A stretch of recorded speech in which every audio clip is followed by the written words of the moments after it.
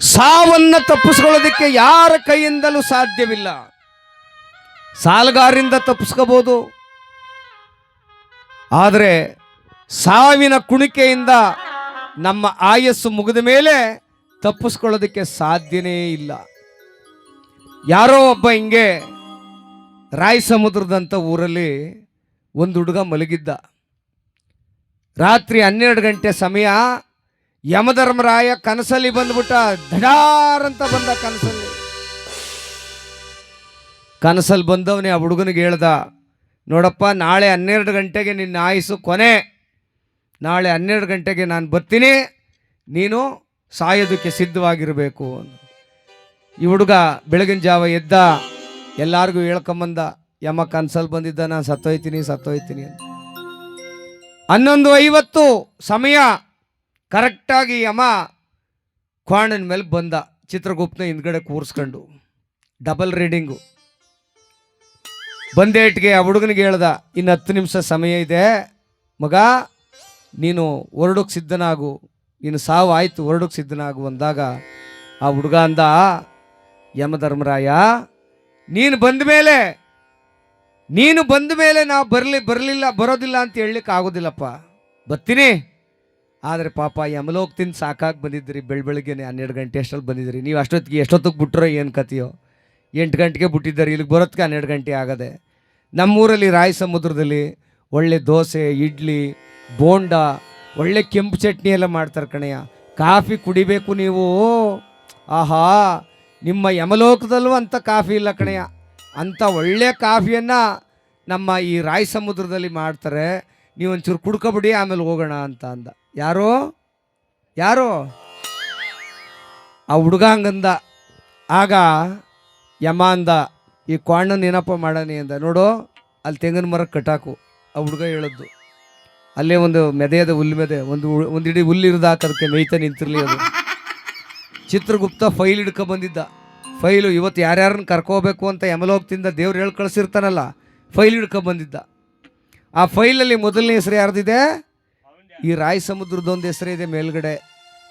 ಇವನಿಗೇನು ಮಾಡ್ದ, ಫೈಲ್ ಮಡಗ್ಬಿಟ್ಟು ಚಿತ್ರಗುಪ್ತ ಒಂದು ಕಡೆಗೆ, ಯಮಧರ್ಮರಾಯ ಒಂದು ಕಡೆಗೆ. ಏನು ಇಡ್ಲಿಯ ತಿಂತ ಕೂತವ್ರೆ, ಒಳ್ಳೆ ಬೆಣ್ಣೆಂಗದ ಇಡ್ಲಿ, ಮಲ್ಲಿಗೆ ಇಡ್ಲಿ, ಕೆಂಪು ಚಟ್ನಿನೂ ಅದಕ್ಕೆ ಒಳಿಸಿ ಒಳ್ಳೆ ಪೈಪು ಕಲ್ಬಿಟ್ಟಂಗೆ ಬಿಡ್ತಾವ್ರಿ ಇಬ್ಬರೂ. ಹೊಟ್ಟೆ ತುಂಬ ಇಡ್ಲಿ ತಿಂದರು, ಇರ್ಲಿಕಾಯಿನ ಚಿತ್ರಾನ್ನ ತಿಂದರು, ಖುಷಿಯಾಗೋಯ್ತು, ಸಮಾಧಾನ ಆಯಿತು. ಹೊಟ್ಟೆ ತುಂಬ ನೀರು ಕುಡಿದ್ರು, ಒಳ್ಳೆ ಕಾಫಿ ಕುಡಿದ್ರು ಯಮಧರ್ಮರಾಯನು ಚಿತ್ರಗುಪ್ತನೂ. ಅಷ್ಟರಲ್ಲಿ ಈ ಹುಡುಗ ಏನು ಮಾಡ್ದ, ಆ ಫೈಲಲ್ಲಿ ಮೇಲ್ಗಡೆ ಅವನ ಹೆಸರಿತ್ತಲ್ಲ, ಅದು ತೆಗೆದು ಕೆಳಕ್ಕೆ ಹಾಕ್ಬಿಟ್ಟ. ಫೈಲ್ ಕೆಳಕ್ಕೆ. ಯಮ ಈಗೇನು ಕರ್ಕೋದನೋ, ನನ್ನ ಹೆಸರು ಕೆಳಗದೆ, ಲಾಸ್ಟಲ್ಲಿ ಕರ್ಕೋಗೋದು ನನ್ನ, ಇನ್ನೂ ಒಂದು 15 ವರ್ಷ ಬೇಕಾಯ್ತದೆ ಅಂದ್ಬಿಟ್ಟು ಕೆಳಕ್ಕೆ ಹಾಕ್ಬಿಟ್ಟ. ಆಗ ಯಮ ಎದ್ದು ನಿಂತ್ಕಂದ, ಮಗ ರಾಯ ಸಮುದ್ರದವನೇ, ನಿಮ್ಮೂರವರೆಲ್ಲ ಒಳ್ಳೆಯವರು, ನೀನು ಅಷ್ಟೇ ಒಳ್ಳೆಯವನು. ಪಾಪ ಏನೋ ಬ್ರಹ್ಮ ನಿನಗೆ ಹೊಸಿಗೆ ಕಡಿಮೆ ಆಯ್ಸು ಬರೆದ್ಬಿಟ್ಟವನೆ. ನಾನು ಬ್ರಹ್ಮನ ಹತ್ರ ರಿಕ್ವೆಸ್ಟ್ ಮಾಡ್ಕೊತೀನಿ, ಈಗ ನಿನ್ನ ಕರ್ಕೋಗೋದು ಬೇಡ, ನಿನಗೆ ಸಾವು ಕೊಡೋದಿಲ್ಲ. ಈಗ ಫೈಲ್ ತಂದೀವಿ ನಾನು, ಆ ಫೈಲಲ್ಲಿ ಮೇಲ್ಗಡೆಯಿಂದ ಯಾರ ಹೆಸರಿತ್ತೋ ಅವನು ಕರ್ಕೋಬೇಕಾಗಿತ್ತು, ನಾನು ನಿನ್ನ ಹೆಸರಿತ್ತು ಕರ್ಕೋಬೇಕಾಗಿತ್ತು. ಬೇಡ, ನೀನು ಒಳ್ಳೆ ಇಡ್ಲಿ ಕೊಡಿಸಿದೆಯೇ, ಬೋಂಡ ಕೊಡಿಸಿದೆಯೇ, ಟೀ ಕೊಡಿಸಿದೆಯೇ, ಒಂದು ಕೆಲಸ ಮಾಡು, ಕೆಳಗಿಂದ ಯಾರ ಹೆಸರಿದ್ದದೋ ಅವ್ರ ಕೈಯಾಗಿ ತಗೋತೀನಿ, ಅವ್ರನ್ನ ಕರ್ಕೊಯ್ತೀನಿ ಬಿಡುವಂತ ಕೈ ಹಾಕ್ದ. ಬಡ್ಡಿ ಮಗಂದು ಅವನ ಹೆಸರೇ ಸಿಗ್ಬೇಕ ತಿರ್ಗ.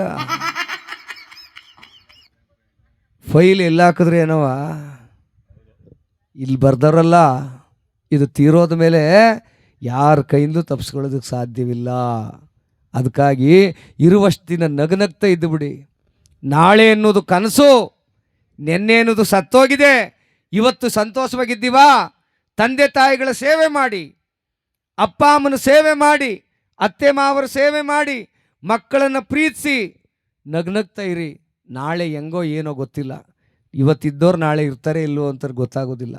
ಹಾಗಾಗಿ ಇರುವಷ್ಟು ದಿನ ಪ್ರೀತಿಯಿಂದ ಇದ್ದು ನಾವು ಜೀವನವನ್ನು ಸವಿಸಬೇಕು, ಸಂತೋಷವಾಗಿರಬೇಕು. ಅದಕ್ಕಾಗಿ ಹೇಳ್ತಾರೆ, ಈ ದೇಹ ಇದು ಬಾಡಿಗೆಗೆ ಬಂದಿರುವಂಥ ದೇಹ. ಎಲ್ಲಿಂದ? ದೇವಲೋಕದಿಂದ ಇಲ್ಲಿಗೆ ಬಾಡಿಗೆಗೆ ಬಂದೀವಿ. ಬಾಡಿಗೆ ಮುಗಿದ ಮೇಲೆ, ನಮ್ಮ ಅಗ್ರಿಮೆಂಟ್ ಮುಗಿದ ಮೇಲೆ ಎಲ್ಲಿಗೋಗ್ಬೇಕು ನಾವು? ನಮ್ಮ ಮನೆಗೆ ಹೋಗಬೇಕು. ಆ ಒಂದು ಗೀತೆಯನ್ನು ಕೇಳೋಣ. ಇದೀಗ